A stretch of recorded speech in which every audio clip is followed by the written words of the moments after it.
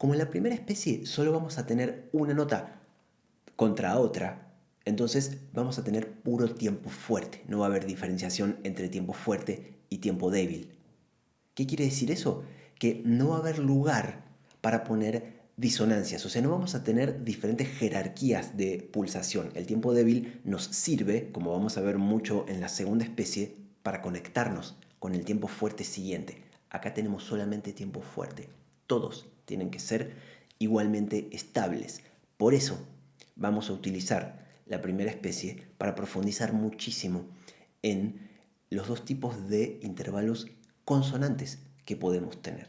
Los intervalos consonantes son aquellos que no necesitan resolver a ningún otro, sino que son estables acústicamente. No representan un conflicto que haya que mover alguna de las notas para resolver. Y básicamente tenemos dos tipos de intervalos consonantes. Las consonancias perfectas, que son los intervalos que son acústicamente más estables, que son las octavas y las quintas justas. También puede ser el unísono, luego lo vamos a ver. Y después las consonancias imperfectas, que son la tercera, no importa si es mayor o menor, y la sexta, tampoco importa si es mayor o menor. Entonces, esos son los 4 intervalos, o bueno, sumemos al unísono y digamos que son 5 intervalos que vamos a poder usar. Siempre justos, unísonos, octavas y quintas, esas son las consonancias perfectas, terceras y sextas. Esos pueden ser mayores o menores. No vamos a usar ningún tipo de disonancia porque eso va a hacer que nos quede un compás entero como disonante. No queremos eso, queremos que todos los compases sean igualmente estables entre sí. No tenemos acá, dentro de este contexto que es el contrapunto de especies, no tenemos la manera de resolver una disonancia. No nos puede quedar un compás entero como disonante. No vamos a usar entonces ni segundas, ni séptimas, ni novenas y sobre todo no vamos a usar cuartas. Las cuartas a dos voces son disonantes, aunque sean cuartas justas. Luego vamos a ver por qué, pero las cuartas a dos voces hay que tener cuidado si se escuchan disonantes. A tres voces o a más hay maneras de que suene consonante y maneras de que suene disonante, pero siempre a dos voces lo que tenemos que recordar por ahora es que son disonantes. Entonces, si solo vamos a usar consonancias, vamos a dividir entre consonancias perfectas e imperfectas porque como hay algunas que son acústicamente mucho más estables que otras que son las perfectas, esas van a venir perfecto para usar en ciertos lugares y en ciertos lugares no tanto. ¿Dónde vamos a usar consonancias perfectas? Bueno, para empezar, al principio y al final. Es más, voy a comenzar trabajando por el final, mostrando cómo también cuando uno está componiendo, por supuesto que no tiene que empezar por el principio de la obra, no tiene que sentirse obligado a empezar por el principio. El principio es, sí, lo primero que se va a percibir una vez que la obra está terminada, pero eso no quiere decir que un compositor tenga que empezar por el principio. Es más, es mucho más difícil empezar por el principio de una obra que por cualquier otro lado. Quiero empezar acá, particularmente por el final, porque es el lugar en el que menos libertad vamos a tener, que más estricto va a ser. ¿Por qué? Porque en realidad la única manera de que mis dos líneas lleguen a un final es que las dos líneas terminen en la tónica. Este ejercicio, este cantus firmus, está en do menor. La única manera que tengo de que mi contrapunto realmente se escuche conclusivo y se escuche que termine es que también termine en el primer grado de la escala. Entonces, este va a ser el final, la octava, siempre, siempre. O sea que ya puedo comenzar poniendo eso. Ahora, ¿qué otra cosa vamos a hacer acá? Bueno, ¿cómo vamos a llegar a ese final? Tenemos una voz que llega desde el segundo grado descendiendo. Segundo grado de la escala, primero. Por supuesto que no vamos a poder hacer esto y hacer que las dos voces, las dos líneas, lleguen haciendo octavas paralelas. ¿Por qué no vamos a poder hacer eso? Porque en realidad cuando tenemos octavas paralelas no estamos teniendo dos voces independientes. Acá lo que queremos es lograr dos líneas que sean totalmente independientes y la dificultad está en que sean independientes entre sí y por otro lado que tengan esta correspondencia en la simultaneidad, ¿no? Lo que pasa con los intervalos. Por eso hasta el momento estuve hablando de qué intervalos podemos tener simultáneamente. Entonces, ¿cuál va a ser mi única opción para terminar acá? Que mi contrapunto, cuando está en la voz superior, se mueva hacia la tónica siempre desde la sensible. Quiere decir que si estoy en modo menor, como acá, ese séptimo grado lo voy a tener que ascender. Entonces acá tengo este intervalo de sexta, que es una sexta mayor que se forma entre el segundo grado de la escala. No pensemos en acordes cuando hablo de grado de la escala, pensemos en grado melódico. Entre el segundo grado de la escala y el séptimo, ascendido en modo menor, o sea, la sensible, esa sexta mayor que se abre por movimiento contrario y se convierte en la octava. No tengo otra manera posible de terminar cuando estoy en contrapunto de primera especie y tengo mis cantos firmos a la voz inferior. No tengo otra manera posible de terminar que hacer esto que se llama cadencia contrapuntística 6-8. ¿Cómo podría tomarla? Por ejemplo, desde acá, ¿no? Y acá tenemos un final, acá tengo una sexta paralela. Sí puedo tener sextas y terceras paralelas, luego vamos a hablar de eso.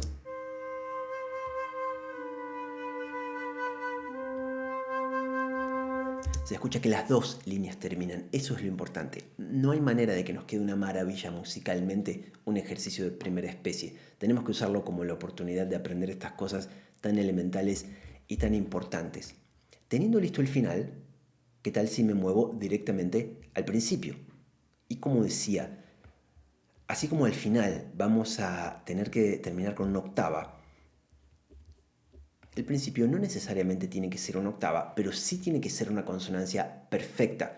Las consonancias perfectas, por su estabilidad, funcionan como una especie de columnas que las ponemos en lugares importantes. ¿Y cuáles son los lugares importantes? Bueno, el más importante de todo es el final, por eso lo hice primero. El siguiente es el principio. Y entonces este principio y este final van a ser una especie de columnas que nos van a proporcionar el sustento estructural para hacer como una especie de arco en el resto del ejercicio, en el cual van a predominar más bien consonancias imperfectas. Sí voy a poder tener consonancias perfectas, luego explicamos cómo, pero sin duda que tienen que predominar las consonancias imperfectas, las sextas y las terceras. Entonces tengo más de una opción para empezar, pero no tengo tantas. ¿Por qué? Porque, bueno, vamos a empezar con consonancia perfecta, o sea, puedo poner quinta, octava, unísono. ¿Por qué no voy a poner un unísono? Porque esto me hace una conducción de voces muy mala. ¿Por qué? Porque el canto firmo siempre empieza hacia arriba, siempre. Y si comienzo acá al unísono y de repente pongo una nota que vaya bien con el re, como por ejemplo poner acá una tercera, poner un fa, va a sentirse como que este fa aparece de la nada. Aunque sean dos timbres diferentes, yo acá puse una flauta que queda en clarinete, pero de todas maneras va a sentirse como que ese fa aparece de la nada. No puedo yo abandonar el unísono por movimiento directo. ¿Cuál sería este movimiento directo? Bueno, cuando dos voces se mueven en la misma dirección, pero diferente intervalo. Y acá tengo dos voces que se mueven en la misma dirección, hacia arriba, diferente intervalo. La voz inferior sube una segunda mayor, la voz superior sube una cuarta justa. Esto es un movimiento directo. Al unísono, en caso de que lo tenga, debería siempre tomarlo y abandonarlo por movimiento contrario. Y deberíamos tomar en realidad toda consonancia perfecta, como acá tenemos esta octava, por movimiento contrario. A dos voces siempre tiene que ser así. Cuando trabajemos a cuatro voces hay momentos, hay ciertas condiciones que nos van a permitir tomar una octava o una quinta por movimiento directo. Nunca a dos voces, queda demasiado acentuada. Eso anula la posibilidad del unísono, porque por un lado no voy a cruzar las voces, no voy a mandar para acá, abajo del cantus firmus, mi contrapunto, y entonces no hay manera de que comience con un unísono, porque todo cantus firmus empieza hacia arriba. ¿Cuál sería la otra opción? ¿Empezar con una quinta? Bueno, esta sí podría, porque, bueno, estoy tomando esta tercera por movimiento contrario, puede ser. Excepto que acá ya no me sirve tanto, porque tengo fa con fa. Esto va a hacer la conducción de voces un poco confusa, porque si yo dijera, bueno, voy a hacer otra tercera, acá. Ahora lo que está pasando es que este fa, en realidad, aunque sea entre dos voces diferentes, se está manteniendo. Entonces esto está enfatizando mucho este re y este la, que hay que tener mucho cuidado, en modo menor forman un tritono. Re natural, la bemol, lo tenemos en la armadura de clave. Hay que tener mucho cuidado con esta quinta, que la vemos en el papel, la vemos en la partitura, aparentemente es correcta, re la, pero en modo menor, si la quinta se forma entre el segundo y el sexto grado de la escala, menor natural, en realidad es un tritono, es una quinta disminuida. Entonces, no puedo acá tener tampoco este fa, no me sirve. ¿Cuál sería la regla que podemos extraer de esto? Bueno, la nota más grave que yo puedo tener, en este caso en el compás 2, tiene que ser más aguda que este fa, porque si no, se va a escuchar como un fa que se prolonga. Se llama entrecruzamiento de voces. Quiere decir que la nota más grave que podría tener acá es un sol. Ese sol no me sirve, porque es una cuarta. Este la tampoco me sirve, porque es la bemol, me forma una quinta disminuida. Entonces, lo cierto es que podría tener acá un si bemol, podría ser si natural, luego lo vemos como nota más grave. No me sirve abandonar acá. Abandonar la quinta por movimiento directo no está del todo mal, pero se puede hacer mejor. Se puede hacer mejor. Vean que acá le volví a llamar movimiento directo porque ambas voces se mueven en la misma dirección, diferente intervalo. ¿Cuáles son los otros tipos de movimiento que hay? Bueno, movimiento contrario, como tenemos acá. Ambas voces se abren o se cierran de un intervalo más grande o más chico, pero ambas voces se mueven en dirección opuesta. Eso es movimiento contrario. El otro tipo de movimiento que tengo, como ya lo coloqué ahí, es movimiento paralelo. Solamente vamos a tener movimiento paralelo entre consonancias imperfectas, entre sextas y terceras.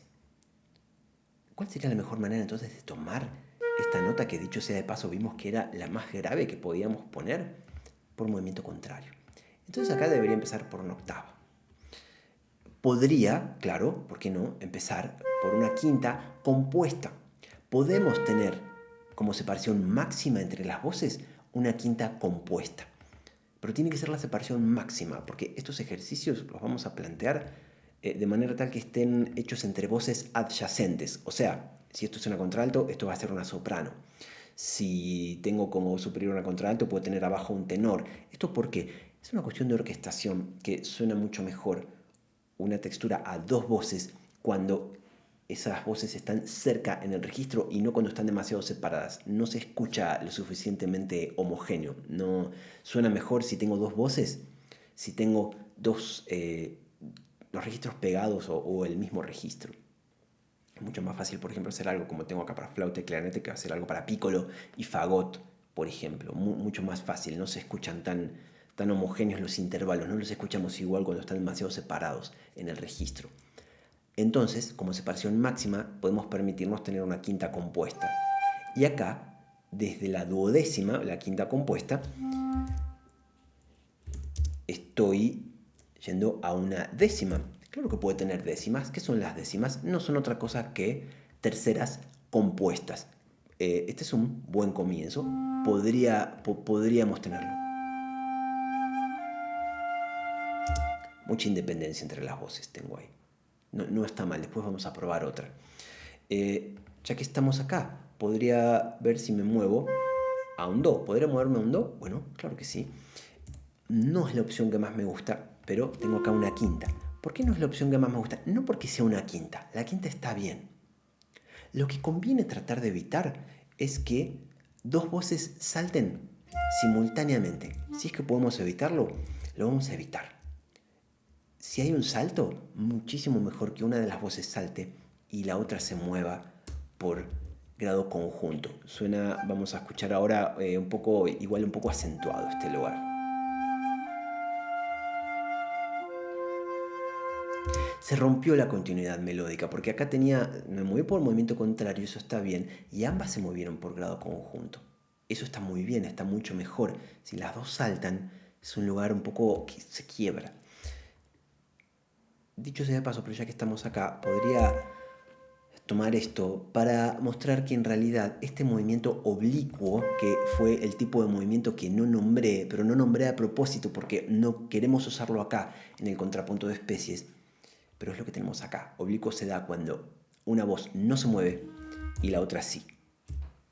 Salta o se mueve por grado conjunto. En el contrapunto de primera especie vamos a tratar de evitarlo, a menos que estemos súper encerrados y no tengamos ninguna otra opción. ¿Por qué?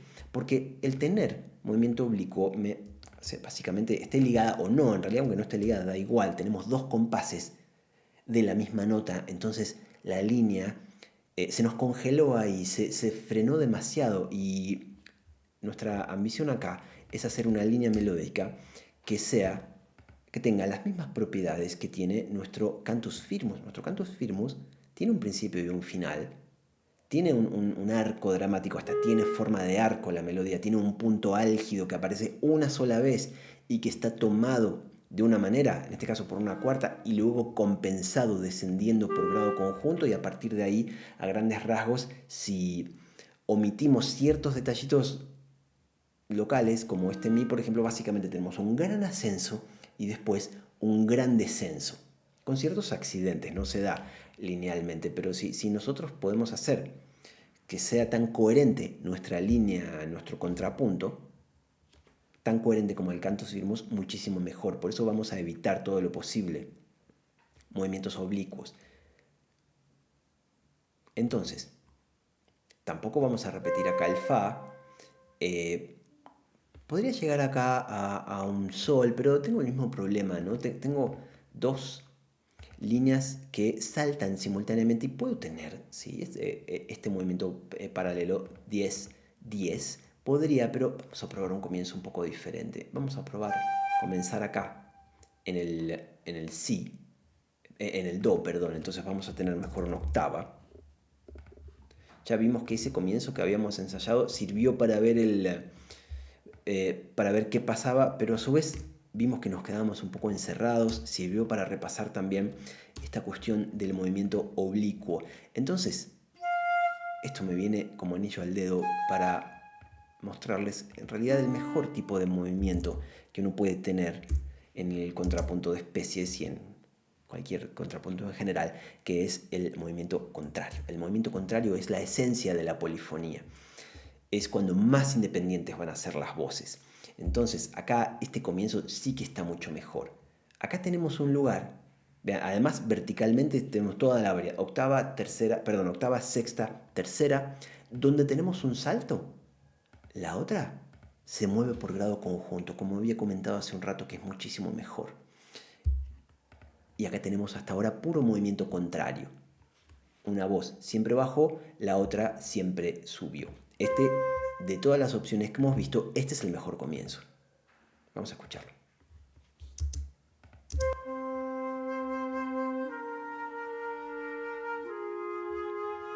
O sea, se pueden escuchar muy claramente todas las voces, las dos, perdón. Entonces, es un súper comienzo. Luego vamos a ver cómo esto, como decía al comienzo del video, se puede usar como sustento estructural para adornar esto y para agregarle ciertas cosas que van a ir apareciendo en las siguientes especies, y hay cosas tan complejas y tan elaboradas que exceden al contrapunto de especie, y lo vamos a ver en una composición libre.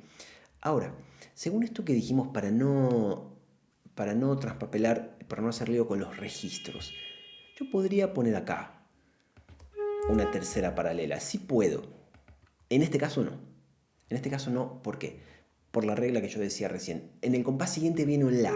Si quiero tener la mayor claridad posible en la conducción de voces, la nota más grave que yo puedo poner en el compás posterior y también en el compás anterior tiene que estar más aguda que este la bemol. Vamos a poner entonces como nota más grave un si bemol. Y particularmente, ¿podría yo poner acá un si bemol? Bueno, mi bemol, si bemol, nos da un intervalo de quinta justa. ¿Estaría bien tomado este intervalo de quinta justa? Sí estaría bien, porque está tomado por movimiento contrario.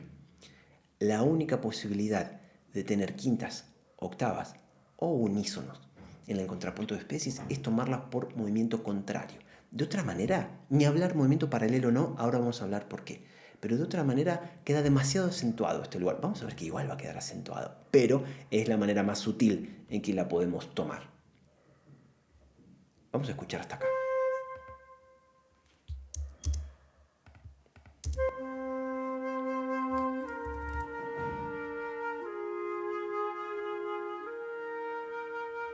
Igual es una quinta que está muy bien. Puro movimiento contrario tuvimos. Ahora, si bien decía yo hace unos minutos que el movimiento contrario es la esencia de la polifonía, es muy bueno que a lo largo de nuestro ejercicio nos vayan quedando diferentes tipos de movimientos entre las voces. Acá teníamos un poco de movimiento paralelo y luego acá movimiento contrario. Muy bien. Ahora, quiero mostrar un ejemplo un poco extremo. No es lo que voy a poner porque hay mejores soluciones, pero si quiero obsesionarme y seguir con el movimiento contrario, podría llegar acá al unísono. Podría llegar al unísono. Y de nuevo, acá tendríamos una voz que sube por salto, una voz que salta y otra voz que se mueve por grado conjunto.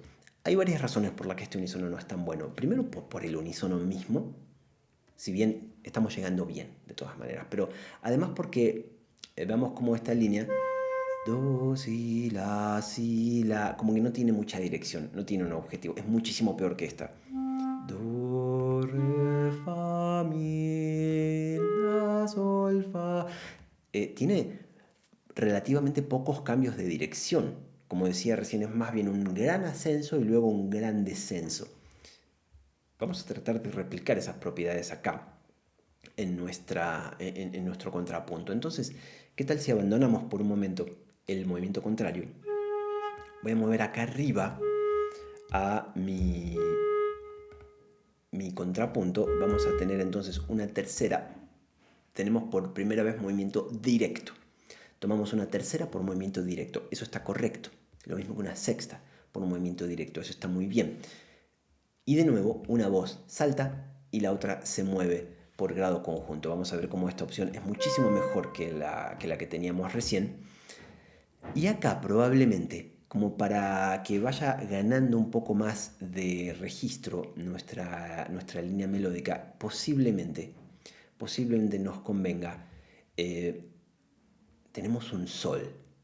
Tenemos un sol. Podría ir a un re, o sea, podría tomar otra quinta por movimiento contrario, pero como decía, vamos a probarlo. No es la única opción, por suerte. Vamos a probarlo, pero yo decía que tienen que predominar las consonancias imperfectas.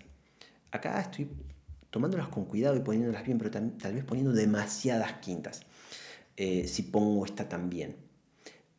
Y recuerden que la razón por la que deberían predominar las consonancias imperfectas es porque, si bien son consonantes, también es cierto que son acústicamente un poco menos estables. Entonces funcionan fantástico para conectar básicamente el principio con el final. Como que uno puede patinar más, deslizarse más sobre las consonancias imperfectas que sobre las consonancias perfectas. Este mismo principio es lo que hace que cuando apliquemos estos conceptos a una composición libre, a cualquier composición instrumental, vamos a ver, contrariamente a lo que seguramente nos han enseñado, que en realidad a lo largo de una frase tienden a predominar los acordes que están en inversión, sobre todo en primera inversión.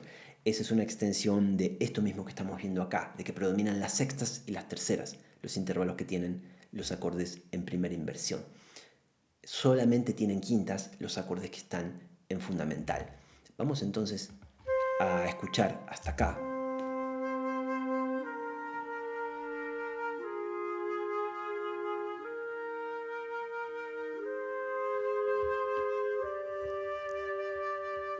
Mal no está, pero vamos a aprovechar, nos vamos a quedar un poquito encerrados acá, tendremos que movernos a una octava, que puede llegar a ser, pero mejor vamos a movernos a otra sexta. Movimiento contrario también, una voz se mueve por un movimiento contrario, la otra salta. Ningún problema, está muy bien. Ahora, para complementar esto que decía de el predominio de las consonancias imperfectas, es muy importante que al comienzo tengamos consonancia perfecta. ¿Por qué? Básicamente habíamos dicho do, pero no como unísono porque el registro no lo permitía y podía ser sol acá, pero habíamos visto que era mucho mejor si lo poníamos acá y acá nos habíamos decidido poner un do.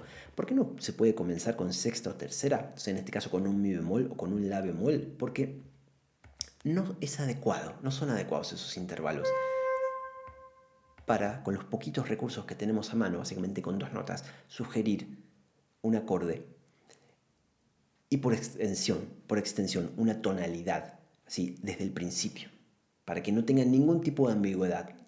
Eso le corresponde más a la fantasía de las composiciones libres, no a lo estricto que tiene que ser un ejercicio de contrapunto de especies. Porque do y mi bemol, si nos limitamos a pensar en acordes triádicos, bueno, pueden ser dos acordes. Pueden ser do menor si le agrego sol, o puede ser la bemol si le agrego justamente la bemol. Ahora, do, la bemol también pueden ser dos acordes diferentes y vemos que ninguno de ellos es do menor. Uno es la bemol si le agrego el mi bemol y otro es fa menor si agregamos el fa. No queremos eso, queremos definir rápidamente cuál es la tónica, porque en realidad lo primero que escuchamos, nuestro oído, nosotros seamos o no conscientes, interpreta qué es la tónica. Excepto que sea una obra, como si, claro, que puede pasar una obra que empieza con un acorde dominante, por ejemplo. Ahora, tanto la quinta como el refuerzo del primer grado de la escala, la duplicación que tenemos acá, enfatiza el do, nos da a entender entonces no solo un acorde, sino por extensión toda una tonalidad. Esa es la razón completa por la que vamos a comenzar por una quinta justa o por una octava o por una quinta compuesta, por una duodécima. Podría aquí seguir moviéndome, por ejemplo, en sextas paralelas. Eso me da la posibilidad de hablar de cuántos intervalos iguales paralelos podemos llegar a tener. Había dicho hace un momento que solo vamos a tener paralelismos de sextas y de terceras, nada más.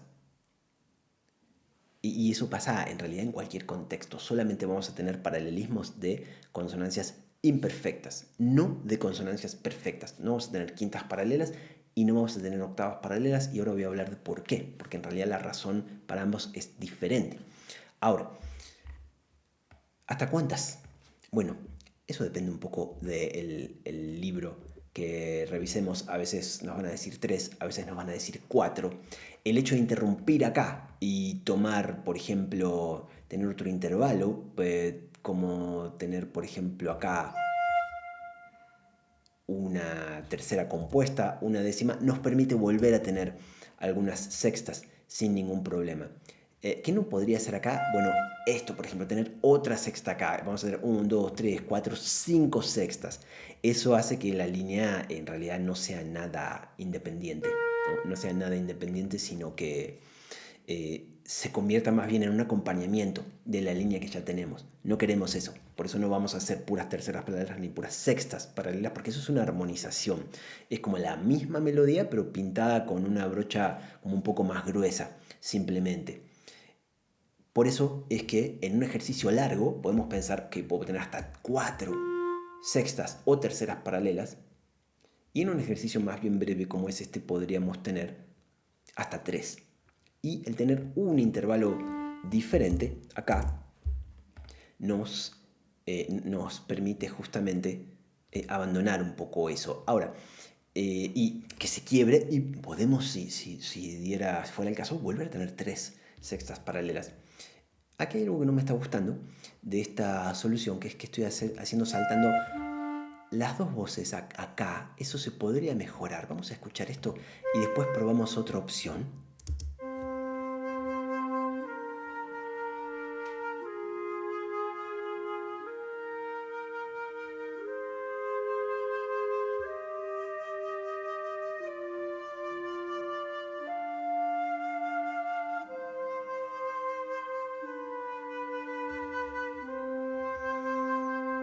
Esta solución es buena, es mucho mejor, no lo habíamos escuchado, mucho mejor el mi bemol que el re que habíamos probado antes y acá las sextas paralelas. Está bien esta solución. ¿Podríamos probar otra? Podríamos. ¿Cuál sería? Si quiero seguir acá con las sextas, con el si bemol, puedo. Lo que pasa es que ya no puedo poner esta. Y acá puedo obtener otro intervalo, puedo poner un sol.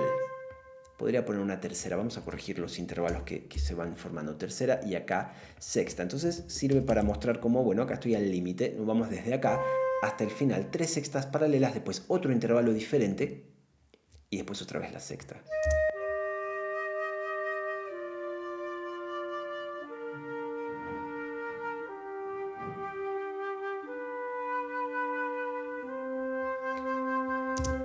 No está mal esto, no está mal. Estoy solamente poniendo la sensible. Me gustaba más la otra opción. Ambas están bien igual. Solamente estoy poniendo la sensible cuando voy a resolver por semitono ascendente a la tónica. No cuando voy a bajar. Está bien que sea si bemol. Esta es una preocupación que en modo mayor no la tenemos, ¿verdad? Porque siempre es la misma nota, siempre sería si natural si estuviéramos en do mayor. Entonces, cuando estamos descendiendo, básicamente aquí podemos resumir esto, que vamos a usar el modo menor melódico. Cuando estamos descendiendo, el sexto y el séptimo grado de la escala van a ser naturales, en este caso con bemol. Cuando estamos ascendiendo, va a ser con B cuadro en este caso, o sea, ascendidos. Cuando veamos la segunda especie vamos a ver por qué no usamos el modo menor armónico, sino el modo menor melódico. Ahora, ¿cuál es el tema con las quintas paralelas y con las octavas paralelas? Si bien siempre cuando nos enseñan como que se engloba dentro del mismo principio que no se pueden hacer ni quintas ni octavas paralelas, las razones difieren muchísimo. Había mencionado algo cuando estábamos haciendo esta cadencia contrapuntística 6-8, de que no iba a tomar desde acá, desde esta octava, la nota final. ¿Y por qué? Porque en realidad, si tengo octavas paralelas, no estoy teniendo dos líneas diferentes, sino que estoy teniendo una sola línea, aunque sea más gruesa. Por eso, a veces en la escritura orquestal o a veces en el piano, por ejemplo, en algunos instrumentos funciona muy bien, se hacen muchas octavas paralelas.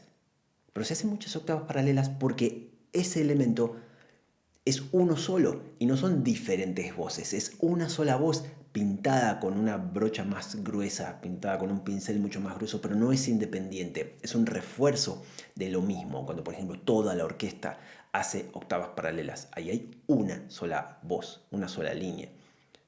Entonces no hacemos octavas paralelas porque esto queremos que sea una relación todo el tiempo entre dos voces que son independientes. Y eso no ocurre con las octavas paralelas ni hablar con el unísono paralelo, ¿no? Completamente fuera de la cuestión. Quiero arreglar acá estos intervalos. Entonces, sexta y vamos a poner sexta también. Y nos había quedado la décima acá. Ahora, ¿qué pasa con las quintas paralelas? Cuando tenemos quintas paralelas no ocurre como ocurre con las octavas. Sí se escuchan como voces independientes. Por ejemplo, si yo pusiera acá un do, ¿no? Entonces tengo quinta, quinta. Lo que pasa es que es la consonancia, sacando la octava y el unísono, es la relación más estable que puede existir entre dos sonidos diferentes, la quinta justa. Por lo tanto, verticalmente es realmente muy prominente, realmente muy muy fuerte. Y entonces eso impide el flujo del movimiento hacia adelante. Y el movimiento hacia adelante es lo más importante que tiene la música tonal. La música tonal la podemos concebir como un movimiento dirigido hacia un objetivo. Y ese objetivo es la cadencia. Ese objetivo, a grandes rasgos, es el final de la obra, pero es, en este caso, el final del ejercicio puede ser el final de la frase. Por eso solo ponemos una octava al principio y al final, en este caso. Por lo menos una octava que involucra el do, que sea do, do. Por eso es que predominaban consonancias imperfectas, sextas y terceras, porque sí nos sirven perfecto para movernos hacia adelante. No así las quintas paralelas, que son tan estables acústicamente que es como que se nos empantana, se nos traba ese flujo hacia adelante que tiene el discurso. Podemos escucharlo.